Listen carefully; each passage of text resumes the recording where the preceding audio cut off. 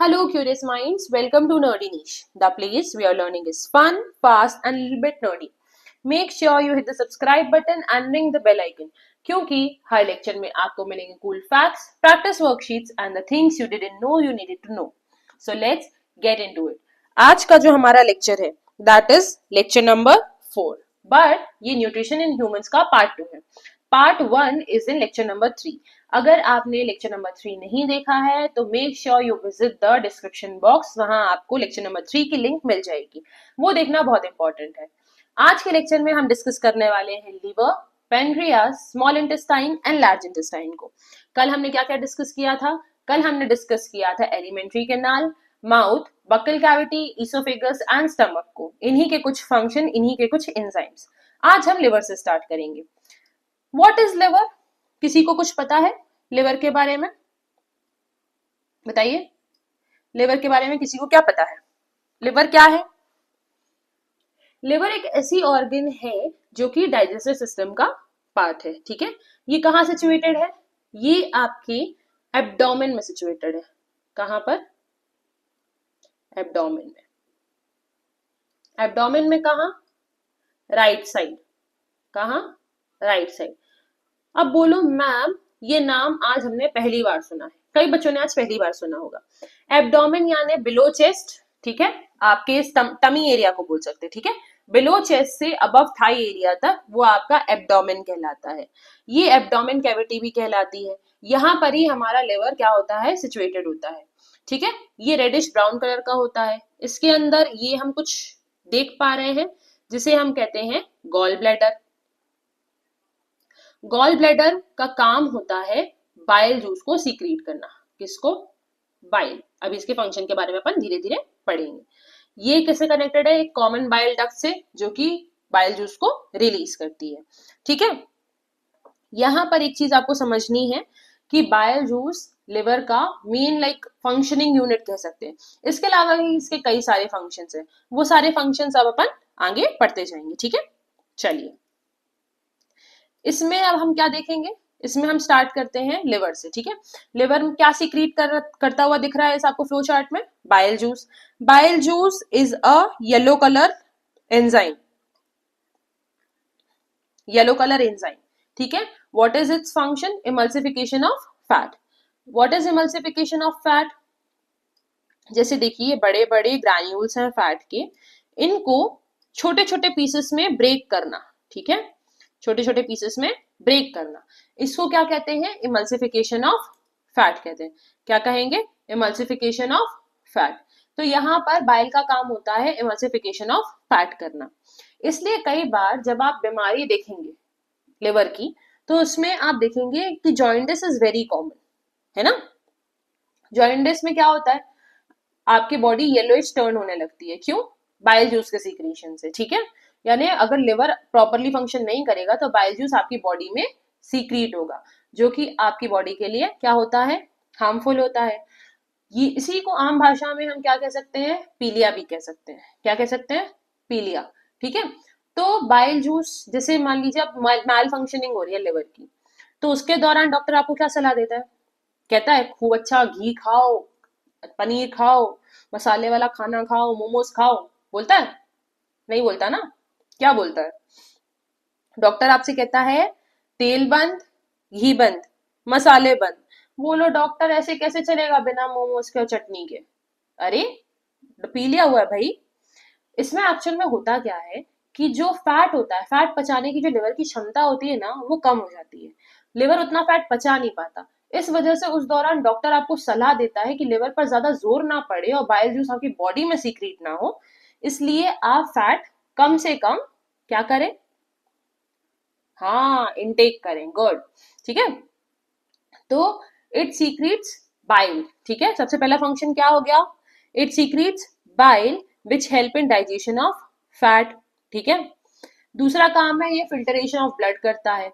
जो भी blood digestive tract से बॉडी में जा रहा है न्यूट्रिशन लेके, उसको एक बार फिल्टर करने का काम करता है.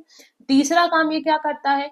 ये आपके वेरियस मेटाबोलाइट्स या एंटीडोट्स जो भी बॉडी में प्रेजेंट है, उनको डिटॉक्सिफाई करता है. चौथा काम, जो प्रोटीन ब्लड क्लॉटिंग में यूज होता है. ब्लड क्लॉटिंग मतलब खेल रहे थे, अचानक से गिरे, चोट लग गई, या स्कूल में एक्सपेरिमेंट कर रहे थे, हाथ में क्या टूट गई, टेस्ट ट्यूब टूट गई, चोट लग गई। सब्जी बनाने मम्मी ने कहा था, नाइफ पकड़ते नहीं आता था, उंगली में कट लग गया। अब कट लगा है तो वहां खून का जमा होना जरूरी है, क्लॉट जमना जरूरी है, नहीं तो बॉडी से पूरा खून क्या हो जाएगा, बाहर निकल जाएगा। तो ब्लड क्लॉटिंग के लिए जो प्रोटीन रिस्पॉन्सिबल होता है वो भी कौन बनाता है, लिवर बनाता है। Liver makes the protein important for blood clotting and other functions, ठीक है। ये ग्लूकोज को स्टोर करने का और रिलीज करने का काम करता है। जो एक्स्ट्रा ग्लूकोज रहता है बॉडी में वो कौन स्टोर करता है, लिवर स्टोर करता है। लिवर के अंदर एक स्प्लीन नाम की जगह होती है, कौन सी, स्प्लीन नाम की, ठीक है। ये स्प्लीन कहलाती है ग्रेवयार्ड। अरे भाई नाम सुन के ही डर गए है ना। ग्रेवयार्ड पर किसकी, ऑफ आरबीसीज, किसकी, आरबीसीज की, रेड ब्लड सेल्स की। जो भी सेल्स वॉर्न आउट हो जाते हैं, जो भी सेल्स मरने वाले होते हैं, वो सारे सेल्स स्प्लीन से होकर गुजरते हैं। वहां पर क्या होगा, स्प्लीन पे ये सारे सेल क्या हो जाएंगे, डिस्पोज ऑफ हो जाएंगे, और इनका जो भी आयरन है, हीमोग्लोबिन है, क्या है, आयरन या हीमोग्लोबिन, हीमोग्लोबिन आयरन ही है ना। हीमोग्लोबिन जो है वो कौन स्टोर कर लेगा, लिवर स्टोर कर लेगा, ठीक है। ये अमोनिया को यूरिया में कन्वर्ट करने का काम करते हैं।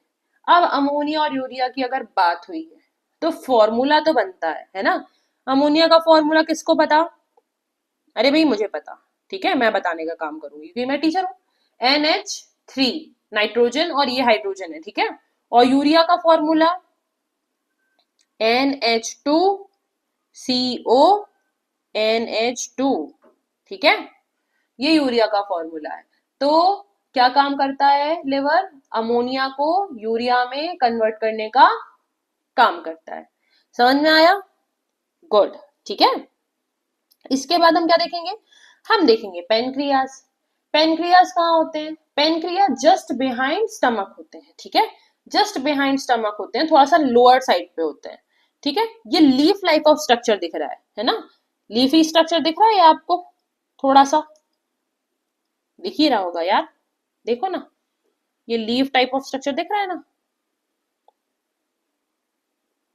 दिख रहा है, यही क्या है, ये पेनक्रिया है, ठीक है। ये आपके बॉडी में डाइजेस्टिव एंजाइम रिलीज करने का काम करता है। एक्चुअल में ये दोनों तरीके से है, एक्सोक्राइन भी है और एंडोक्राइन भी है, ठीक है। एक्सोक्राइन एंडोक्राइन ग्लैंड पढ़े हैं ना। एंडोक्राइन ग्लैंड मतलब, एंडोक्राइन ग्लैंड डक्टलेस, कौन से, डक्टलेस, और एक्सोक्राइन डक्ट वाले है ना, विथ डक्ट, समझ में आया। तो जिनमें डक्ट होती है वो एक्सोक्राइन होते हैं और जिनमें डक्ट नहीं होती वो एंडोक्राइन होते हैं। तो ये एंडोक्राइन कैसे है, ये क्या क्या रिलीज करता है, ये इंसुलिन रिलीज करता है, ठीक है, ये इंसुलिन रिलीज करता है। एंडोक्राइन में क्या क्या रिलीज करेगा, इंसुलिन, इंसुलिन पढ़ा है ना, पढ़ा है ना यार, हाँ। और क्या करेगा,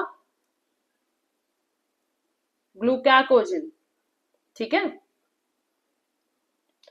और ये ब्लड शुगर मेंटेन करने का काम करता है। जो भी बॉडी में शुगर है या शुगर स्पाइक है वो सब कंट्रोल करने का काम कौन करता है, पेनक्रिया। अगर आप ज्यादा अमाउंट में शुगर लोगे तो भी मतलब ये आपकी बॉडी की ब्लड शुगर को मेंटेन रखता है, ठीक है। तभी ये खराब हो गया तो फिर प्रॉब्लम हो जाएगी, डायबिटीज वाली, है ना। एक्सोक्राइन ग्लैंड में ये क्या करता है, इट रिलीजेस पेनक्रिएटिक जूसेस, क्या रिलीज करते हैं, पेनक्रिएटिक जूसेस। पेनक्रिएटिक जूसेस में क्या क्या रिलीज करता है, ये रिलीज करता है ट्रिप्सिन,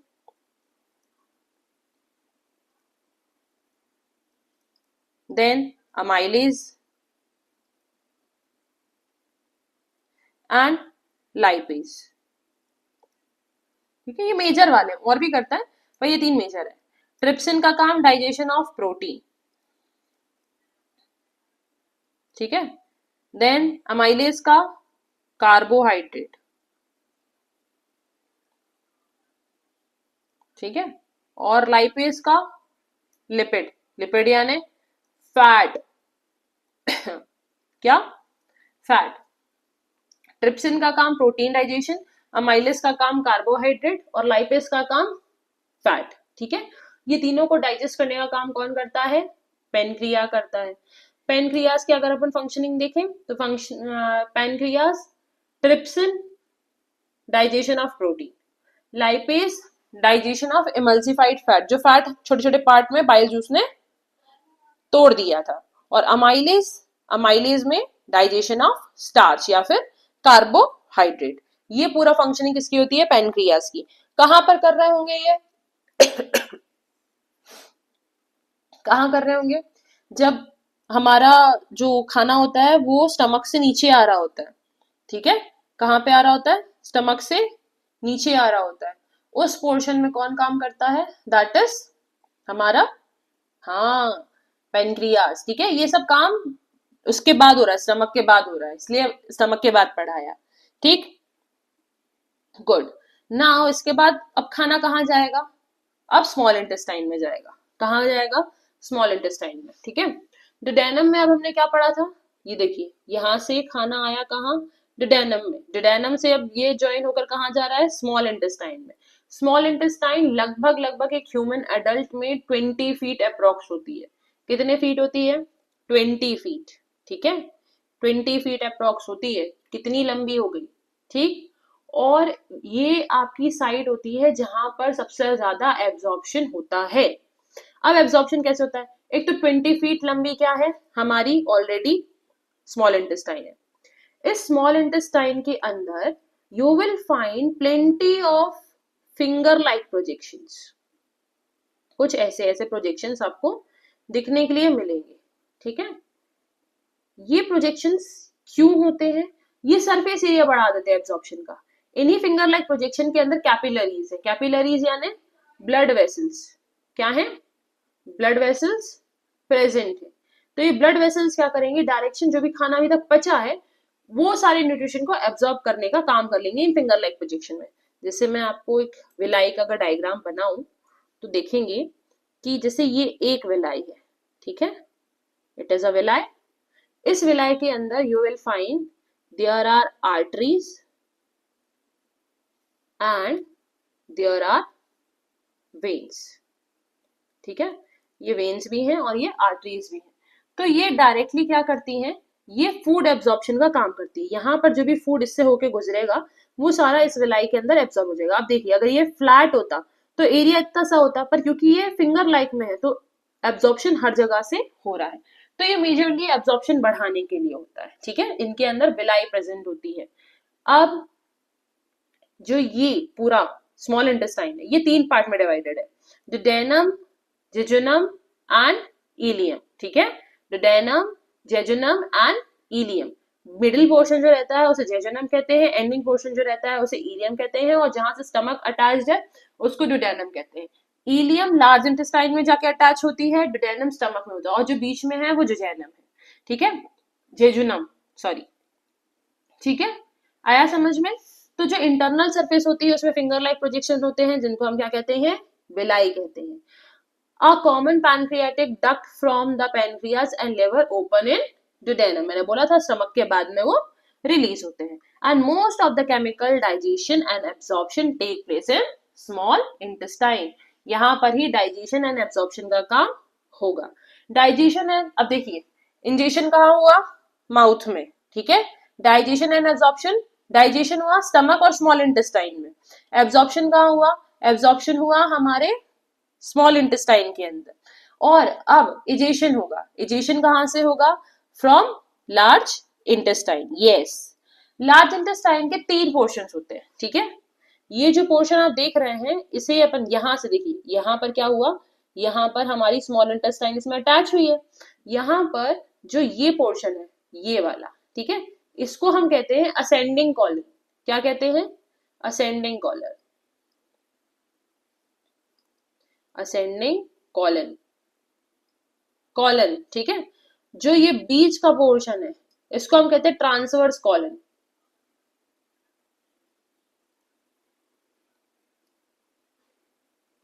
और ये वाला पोर्शन जो है इसको हम कहते हैं डिसेंडिंग कॉलन।